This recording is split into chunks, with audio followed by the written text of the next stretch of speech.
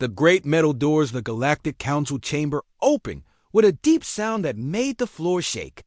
Kyle Martinez stepped inside and looked around at the biggest room he had ever seen. His shoes made small clicking sounds on the smooth, black floor as he walked forward. Behind him came Lisa Brooks, carrying a simple brown bag and looking just as amazed as Kyle felt. The room was so large that Kyle could not see the far walls clearly. High above them, a dome stretched up into darkness. Around the circular room sat 12 different kinds of alien beings on tall chairs that looked like thrones. Each throne was different and built for a different type of creature. Some aliens were tall and thin like walking sticks. Others were short and round like living rocks. One looked like it was made of water that somehow held its shape. Another seemed to be made of crystal that caught the light and threw rainbows on the walls. Kyle had never seen anything like this before. 6 months ago, he was working at the United Nations building in New York trying to help countries talk to each other instead of fighting. Now he was standing in front of beings from other worlds trying to do the same thing but on a much bigger scale. The alien in the center throne was clearly the leader. She was tall with purple skin and 4 arms. Her eyes were large and golden, and they watched Kyle with the kind of look that made him feel like a bug under a microscope. This was Chancellor Vextara, and Kyle knew from his briefing that she had been running the Galactic Council for over 50 years. Kyle stopped in the center of the room and looked up at all the aliens staring down at him. The silence was heavy and uncomfortable. He could hear his own heart beating in his chest. Lisa stood beside him, and he could tell she was nervous too, even though she was trying not to show it. The Chancellor spoke first, and her voice was deep and powerful. "Human Kyle Martinez, you have come here in response to our message. We told your people to send a representative to discuss the terms of your surrender." Kyle smiled, which seemed to confuse some of the aliens. They had probably never seen a human smile before. "Thank you for inviting us, Chancellor Vextara. But I think there might be some confusion. We did not come here to surrender. We came here to make friends." A low rumbling sound came from several of the aliens. Kyle thought it might be laughter, but not the good kind. The alien that looked like a giant insect clicked its parts together in what sounded like annoyance. The rock-like creature made a grinding noise that definitely did not sound friendly. "Friends," the Chancellor said the word like it tasted bad. "Your species has achieved faster than light travel. Your population grows quickly. Your technology advances at a dangerous rate. The Council has decided that humanity represents a threat to galactic peace." Kyle nodded as if this made perfect sense. "I can understand why you might think that. Humans have not always been peaceful with each other. We have fought many wars and made many mistakes. But we have also learned from those mistakes.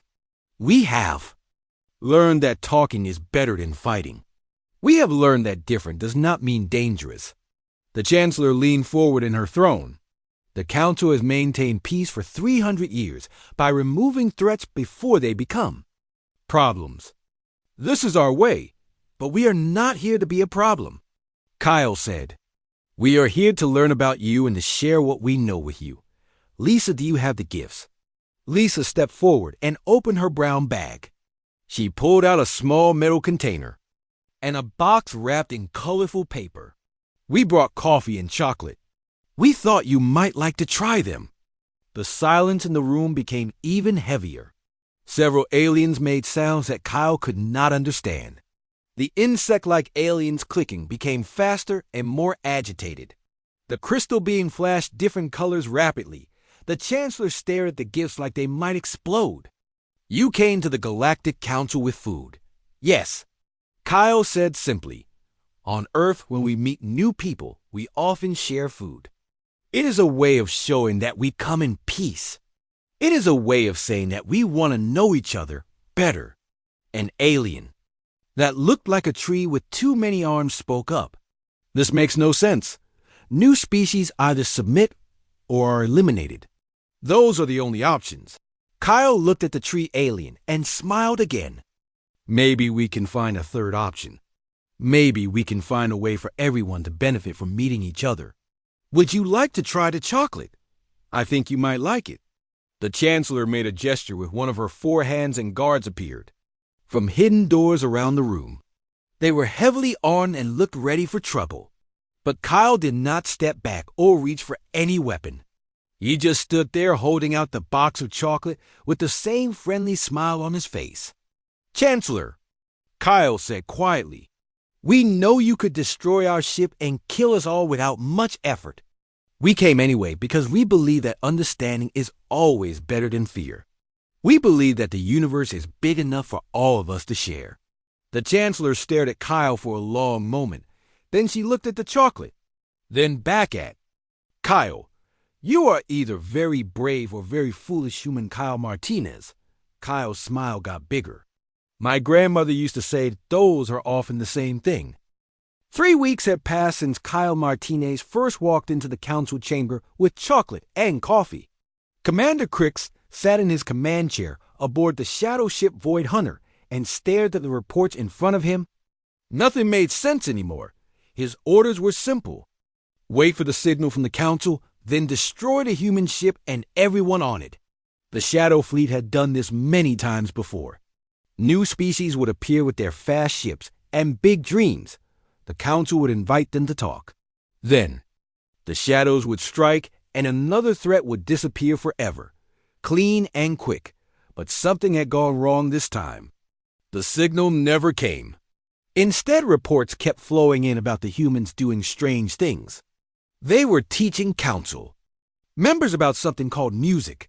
They were sharing pictures of their home world. They were asking questions about alien cultures like they actually cared about the answers. Commander Crix had been running shadow operations for 20 years. He had eliminated 12 different species without losing a single ship. He understood war and he understood fear. But he did not understand what the humans were doing. Danny Rodriguez sat in the council library with 3 young Kraxan warriors. The Kraxans were known across the galaxy as the fiercest fighters alive. They lived for battle and died for honor. But right now they were listening to Danny play something called jazz music, and their fierce red eyes were wide with wonder. "How does it work?" asked Grak, the youngest Kraxan. "The sounds have no pattern. There are no rules. But it sounds good." Danny smiled and adjusted his saxophone. "That is exactly right. Jazz is organized chaos. Each player knows the basic tune, but they can change it however they want. They listen to each other and build something new together." The Kraxans looked at each other with confusion. In their culture, everything had strict rules. Warriors followed orders. Music had set patterns. Art served the state.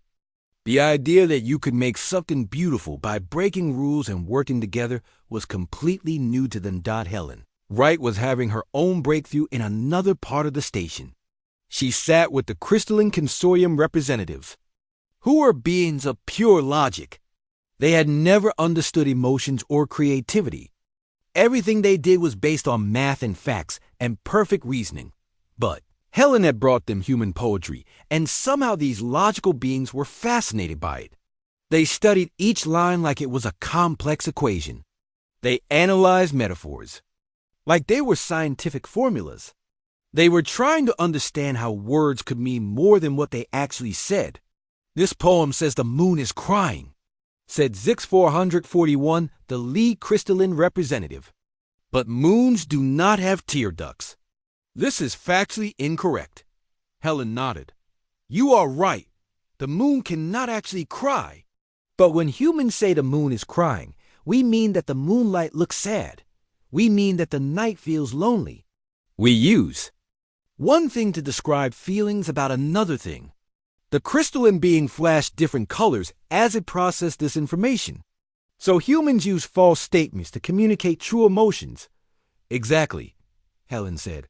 "We call it poetry." Meanwhile, Pete Thompson was in the security section having the strangest conversation of his life. He was talking to War Prime Thactor about human sports. The Kraxan leader could not understand why humans would compete without trying to kill each other. "You run races, but the loser does not die," Thector said with genuine confusion. You play games with balls, but no one loses blood. What is the point of competition without death? Pete had played football in college and had coached Little League for 10 years. He had never thought about explaining why sports were fun to someone who thought all competition should end in killing. The point is to get better, Pete said. When I race against someone faster than me, I learn how to run better. When my team loses a game, we figure out what we did wrong and practice more. Competition makes us stronger without making us dead. Thector's scarred face wrinkled as he thought about this. But if no one dies, how do you know who really won? The score tells us who won that game, Pete explained. But the real victory is that everyone gets better. Next week we play again, and maybe the other team wins. It keeps going and everyone keeps improving. Back in the council chamber, Kyle was having tea with Chancellor Vextara. This was something new too. Council sessions had always been formal and cold. Business was conducted quickly and decisions were made without discussion. But Kyle had somehow convinced the Chancellor to try talking about things in a more relaxed way. Your people confuse me, Kyle Martinez, the Chancellor said as she sipped the hot liquid. Every new species we encounter wants something from us. Territory or resources or protection or power. But you seem to want nothing except our friendship. Kyle smiled and added some honey to his tea. Friendship is not nothing, Chancellor. Friendship is everything. When people are friends, they share their knowledge. They help each other solve problems. They make each other better and stronger and happier. And if we refuse your friendship, the Chancellor asked, what then? Then we respect your choice and leave you alone, Kyle said simply. But we hope you will at least try the chocolate first. The Chancellor had been avoiding the box of chocolate for 3 weeks. It sat on her desk like a small brown mystery. She had never received a gift from another species before. Usually by this time, the other species was either dead or enslaved. Why? Chocolate, she asked. Because it makes people happy, Kyle said, and the world needs more happiness. Commander Crix received another report that made him shake his head. His spy drones had recorded a hive speaker laughing. The insect-like beings had never shown emotion before. They worked together like parts of a machine and followed orders without question. But one of them had actually laughed while listening to human music. The Shadow Fleet remained in position waiting for orders that never came. For the first time in his career, Commander Crix began to wonder if maybe the orders were wrong. He had spent his life eliminating threats to galactic peace. But the humans did not seem like a threat. They seemed like something much more dangerous. They seemed like hope. The emergency session of the Galactic Council began at dawn. Chancellor Vextara looked tired and worried as she took her place on the central throne. Around the chamber, other council members whispered and clicked and hummed in their various languages. Everyone was talking about the same thing. The humans had done something that broke every rule the council had followed for 300 years. They had made the gelatinous collective laugh. War Prime Thector stood up first. His red armor caught the light as he pointed one clawed finger toward the human section of the station. This is clearly an attack on our way of life. The humans are using some kind of mind control to make us act differently. It is not mind control, said Speaker Zix 441 from the Crystalline Consortium. We have analyzed their methods extensively. They are simply showing us new ways to think and feel. New ways are dangerous ways, growled Thector. The old ways have kept peace for centuries. Chancellor Vextara raised one of her 4 hands for silence. Tell the council exactly what happened yesterday with the collective. General Susan. Clark stood up in the human observer section. She was a tall woman with gray hair and calm eyes who had arrived on the second human ship. Unlike Kyle and his team who were diplomats and teachers, Susan was a soldier. But she had not come to fight. Kyle Martinez invited Representative Glow 442 of the Gelatinous Collective to share a meal with us, Susan said in her clear voice. We prepared something called spaghetti and meatballs. It is a simple food from Earth. And then, prompted the Chancellor. Representative Glow 442 had never used eating tools before. The collective absorbs nutrients directly. So Kyle taught him how to use a fork. It took about 3 hours. The chamber filled with various sounds of confusion and disbelief. The collective had always been serious and focused on efficiency. The idea of one of them spending 3 hours learning to eat with a tool seemed impossible. During this time, Susan continued. Representative Glow 442 began making sounds we had never heard before. Kyle identified them as laughter. When we asked Representative Glow 442 about it, he said that failing to use the fork properly was amusing rather than frustrating. War Prime Thactor made us sound like grinding metal. This is exactly what I mean. The humans are changing us, making us weak, making us forget our purposes. Dr. Paul Adams stood up next to General Clark. He was a young man with kind eyes, worked with children on Earth. If I may speak, Chancellor, I have been working with the youth programs on the station. Young beings from 6 different species have been learning human games together. What kind of games? Asked the tree-like being from the Photosynthetic Alliance. Simple ones, Paul said. Hide and seek, tag, red light, green light. Games where the goal is fun rather than victory. The insect-like hive speaker clicked rapidly. Fun is inefficient. Play serves no productive purpose. Actually, it does, Paul said with a smile. Play teaches cooperation. It builds friendships across different groups. It helps young minds grow and learn to solve problems in creative ways. Carol Lee stepped forward. She was a marine biologist who had been sharing videos of Earth's oceans with the aquatic tide swimmers. The young tide swimmers have been asking to see more of our underwater worlds. They want to know about coral reefs and deep-sea creatures.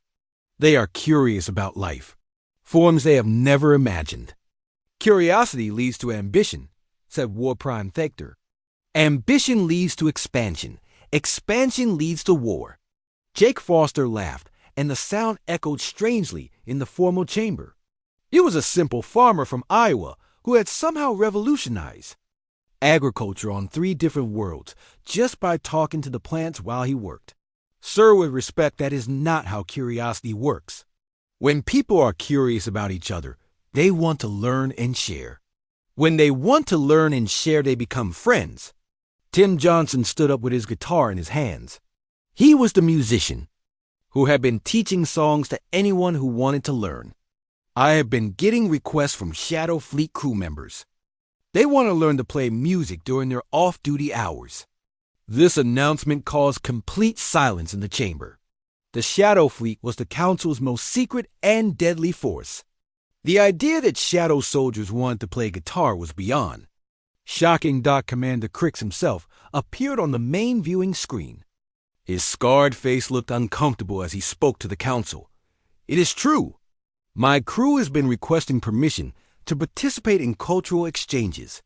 They want to learn human music and art and cooking. And what have you told them?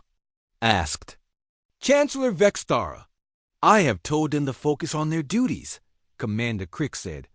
But morale has never been higher. The crew is more engaged and alert than ever before. They seem excited about their work for the first time in years.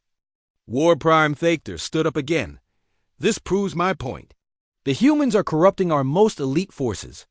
They are making warriors want to sing songs instead of fight battles. Kyle Martinez finally stood up. He had been quiet during most of the session, just listening to everyone else talk. When he spoke, his voice was calm and gentle like always. War Prime Thactor is right about one thing. We are changing things. But change is not always bad. Sometimes change makes things better. Better how? Demanded Thactor. Better because people are happier. Better because different species are learning to understand each other. Better because young beings are growing up thinking that aliens are interesting rather than frightening. Chancellor Vextar leaned forward in her throne. And what do you want in return for these changes, Kyle Martinez? Kyle smiled that same honest smile he had worn since the first day. We want to keep learning about you. We want to keep sharing what we know. We want to be part of something bigger than just one world or one species.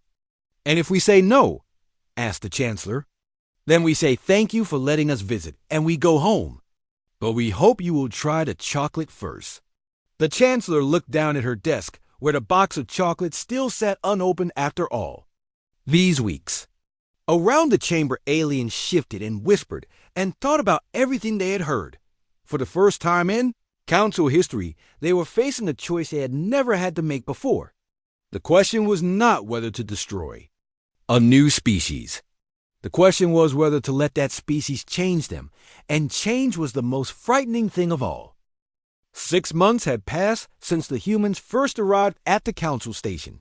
Kyle Martinez sat in Chancellor Vextar's private quarters, sipping tea from delicate cups that had been crafted by crystalline artisans. The Chancellor had 4 different kinds of tea now because Amy Taylor had taught the station's food services how to grow and prepare them properly. I need to understand something, Kyle Martinez, the Chancellor said as she carefully held her cup in 2 of her 4 hands. Your people knew we were dangerous when you came here. Your intelligence services must have told you about our methods with new species. Why did you come with gifts instead of weapons? Kyle set down his cup and looked out the large window that showed the stars beyond the station. Because we learned something important during our history, Chancellor. When you meet someone new, you have 2 choices. You can focus on how they might hurt you, or you can focus on how they might help you grow. But we could have killed you all. Yes, Kyle said simply. But you could also have become our friends. We decided to hope for friendship. The Chancellor made a sound that might have been laughter. Your people are either very wise or very foolish. My grandmother used to say those were often the same thing. Outside the window, they could see human and alien children playing together in the station's new recreation area. Amy Taylor had convinced the Council to build it after she noticed that young beings from different species were naturally curious about each other. Now, Craxon children played tag with human kids while young. Hive speakers learned to finger paint with crystalline youth. The breakthrough had come 3 weeks ago, when Billy Mitchell saved the station from disaster. The main reactor had started failing, and all the station's best engineers could not figure out why. The readings showed everything was working perfectly, but the power output kept dropping. Billy was a simple maintenance engineer from Earth who had volunteered for the mission because he wanted to see alien technology. When the emergency started, he asked permission to look at the reactor. The alien engineers thought this was foolish since humans have much simpler technology than the Council species. But Billy had something they did not have. He had intuition. While the alien engineers ran complex scans and calculations, Billy just walked around the reactor listening and feeling. He put his hands on different parts of the machine and paid attention to the vibrations. After an hour, he announced that the problem was not in the main systems, but in a tiny connector that was starting to fail.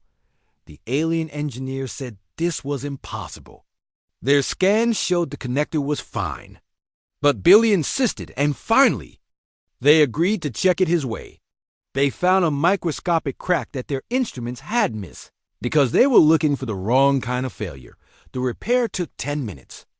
Billy had saved a station of 50,000 beings by trusting his human instincts instead of relying only on technology. How did you know? Chancellor Vextar had asked him. I felt it, Billy said with a shrug. Sometimes machines tell you things that instruments cannot measure. This had started a revolution in Council thinking. For centuries, they had believed that logic and technology were always better than intuition and feeling. But the humans seemed to combine both in ways that made them more effective than either approach alone. Dr. Paul Adams had proven this in his work with the youth programs. Young beings from warrior cultures were learning that strength could mean protecting others instead of defeating them. Young beings from logical cultures were discovering that emotions could help them solve problems that pure reason could not handle. The children are different now, the Chancellor said as she watched them play outside. My own granddaughter speaks 3 human languages and has taught human children to sing traditional Zephyrian songs. Children adapt quickly. Kyle said. They do not have old fears to overcome. This was the challenge the council faced. Half the member species had formally requested expanded cultural exchange programs with humanity. The tide swimmers wanted to establish joint research programs to study ocean life on different worlds. The Photosynthetic Alliance was fascinated by human agriculture techniques. Even some Kraxan clans were interested in learning human sports as a way to compete without killing. But the other half of the council remained convinced that humanity was a threat that needed to be eliminated before the contamination spread. Further, the vote was scheduled for tomorrow. Sally Barnes had spent the evening teaching Commander Crix about human child rearing practices.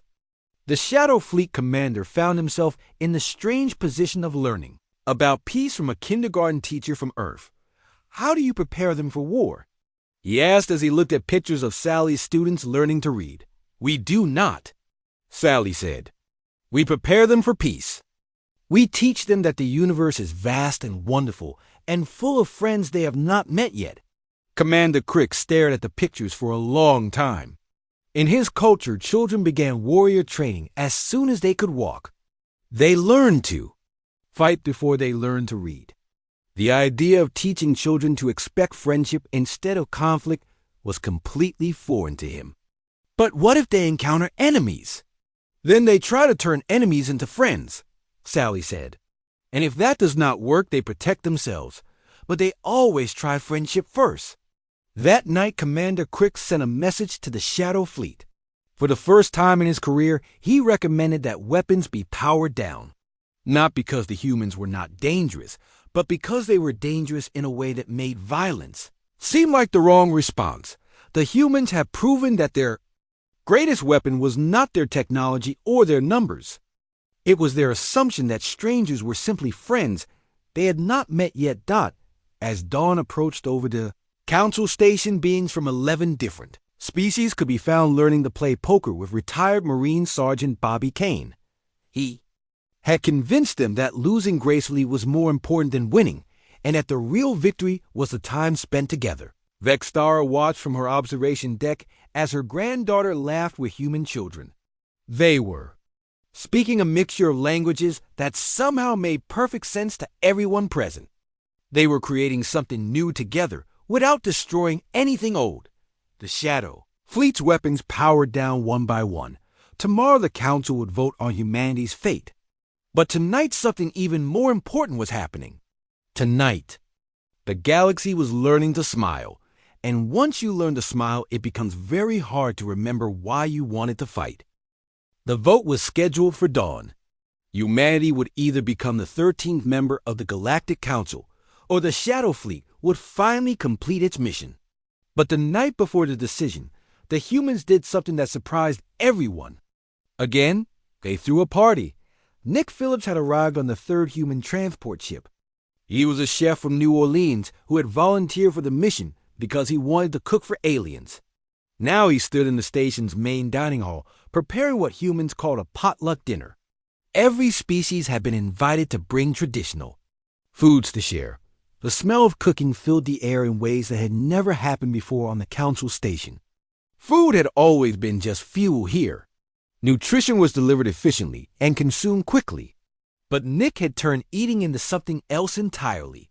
This is gumbo, he explained to a group of fascinated tide swimmers.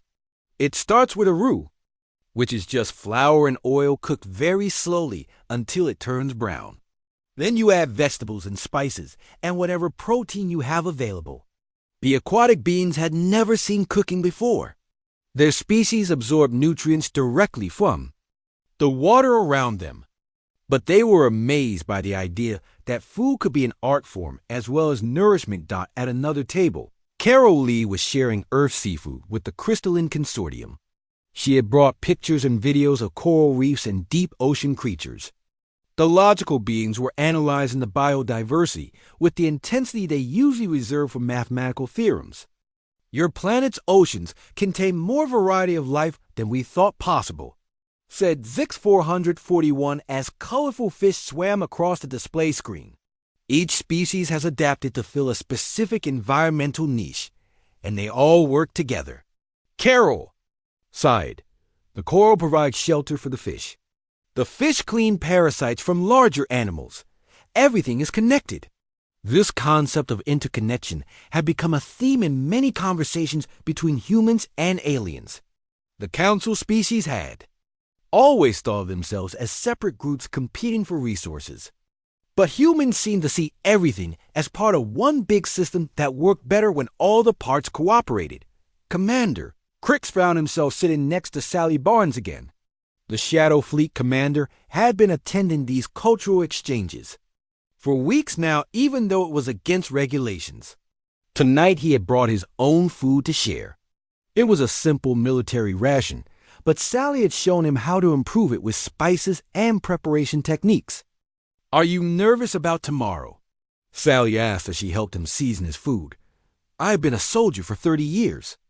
Crix said, "I have fought in 12 different wars, but I have never been more uncertain about anything than I am about this vote. Why is that?" Crix looked around the dining hall where dozens of different species were eating and talking and laughing together. "Because for the first time I am not sure that fighting is the answer to every problem." At the center of the room, Kyle Martinez was having a conversation with War Prime Thector.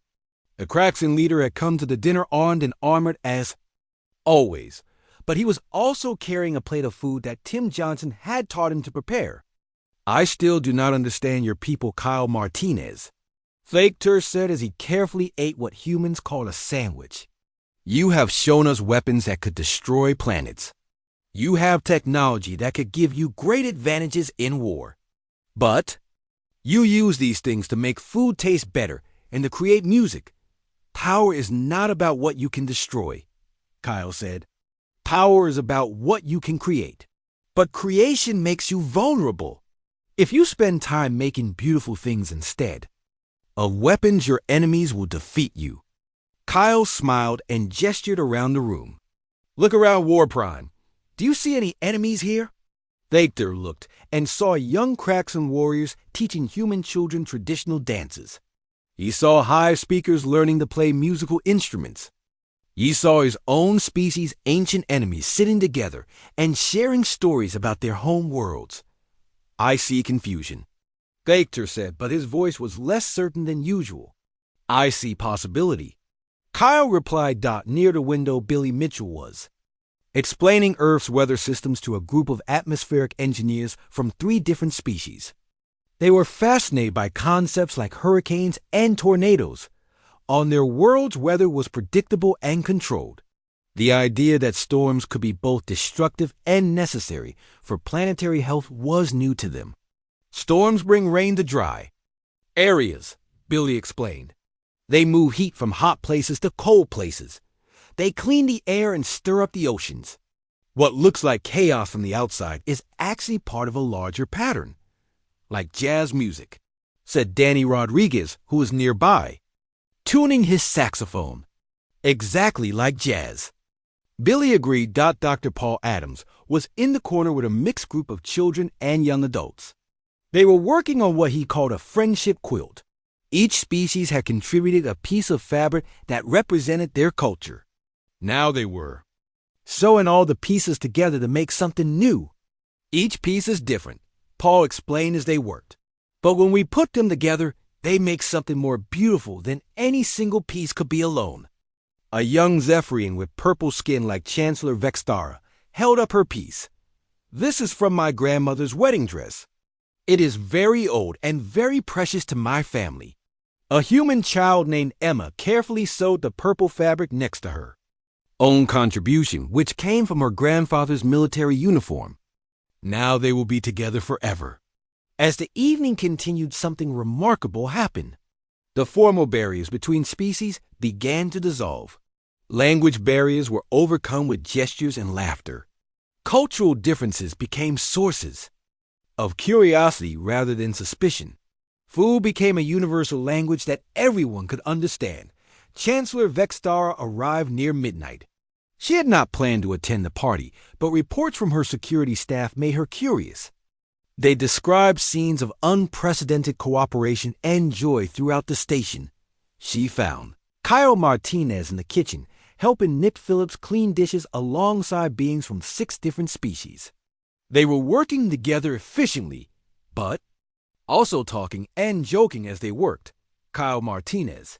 The Chancellor said, "May I speak with you privately?" They stepped out onto a quiet balcony that overlooked the stars. For a moment, they stood in comfortable silence, watching the universe turn around them. I opened the chocolate. The Chancellor said finally. Kyle smiled. "How was it?" "Sweet, complex, unlike anything I'd ever tasted before." She paused. "Like friendship, I suppose. Tomorrow the council votes," Kyle said. "Yes. Are you afraid?" Kyle considered this seriously. "I am afraid that fear will win over hope. I am afraid that old habits will be stronger than new possibilities. But I'm not afraid of you or any other species here. Even though we could still destroy you, even though," Kyle said, "because I have seen what we can build together, and that is always stronger than what anyone can tear down." Inside the dining hall, the party continued. Beings who had been strangers 6 months ago were now teaching each other songs from their home worlds. The future of humanity hung in the balance, but tonight the present was full of friendship, and sometimes that is enough. 1 year later, Kyle Martinez stood before the expanded Galactic Council as humanity's first elected representative. The chamber looked different now. The threatening throne arrangement had been replaced with a circular table that allowed all species to face each other as equals. Human architects had worked with alien engineers to create a space that encouraged cooperation rather than intimidation. The walls displayed artwork from 14 different worlds. Cracks in war paintings hung next to gentle Zephyrian landscapes. Crystalline mathematical sculptures shared space with human photographs of Earth's natural wonders. Every piece told a story of its creator's culture while contributing to something larger than itself. Chancellor Vextara had chosen to step down after the vote that welcomed humanity into the council. Her replacement was a young idealist from the crystalline consortium named Bright Prime, who believed that logic and emotion could work together to solve problems. The transition of power had been peaceful and celebrated by all member species. The council recognizes Ambassador Kyle Martinez of Earth, announced Bright Prime using a gavel carved from Earth Oak. It had been a gift from Tony Jackson, a woodworker, who had taught several alien species the art of crafting with natural materials. Kyle stood and looked around the table at representatives from 14 different worlds. Some were old friends now. Others were still learning to trust. All of them were part of something that had never existed before in galactic history. "Before we begin today's business," Kyle said, "I would like to share something my grandmother used to say. A stranger is just a friend you have not had coffee with yet." He gestured to Lisa Brooks, who began wheeling in a cart loaded with steaming cups and fresh pastries. This had become a tradition at council meetings. Important decisions were made better when people were comfortable and well-fed. The agenda for the day included establishing new colonies based on sustainable practices learned from humans. The Photosynthetic Alliance had requested help developing farming techniques that worked with natural ecosystems instead of against them. 3 different species wanted to implement educational exchange programs where young beings could study on other worlds. But the most important item was planning the first Galactic Arts Festival. The festival will be held on Nexus Station in 6 months, announced Amy Taylor, who now served as Director of Cultural Affairs. "We have received submissions from over 200 artists representing all 14 member species." The idea had started small. Tim Johnson had suggested that different species might enjoy sharing their music with each other. But the concept had grown into something much larger. Now it would be a celebration of everything that made each culture unique and everything that brought them together. Commander Crix had been promoted to Director of First Contact Protocols. The Shadow Fleet had been converted into the Exploration Corps with mixed crews of humans and aliens working together to seek out new civilizations. But instead of weapons, they carried gifts and cultural exchange materials. We have identified 17 systems with intelligent life, Quicks reported to the council. First contact teams are being prepared using the human method. The human method had become the new standard for meeting unknown species.